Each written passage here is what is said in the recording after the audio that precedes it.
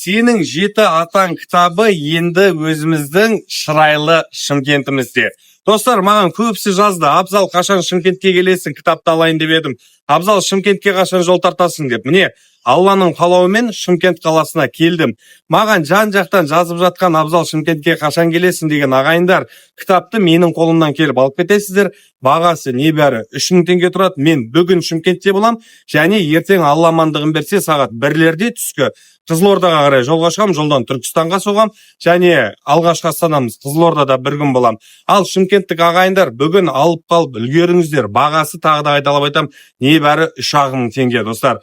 Негізі мен ойлаймын да, жалпы біз қазақи идеологияны қалыптастыруымыз керекпіз дейміз да, бірақ қазақи идеологияны сен өзіңнің тарихыңды білмей, өзіңнің жеті атаңды білмей, сен идеологияны жасай алмайсың. Себебі идеология ол ең бірінші тарихтан басталады. Ал біздің тарихымыз қанша бұрмаланды, оны да құлағымыз естіп, көзіміз көріп жүр.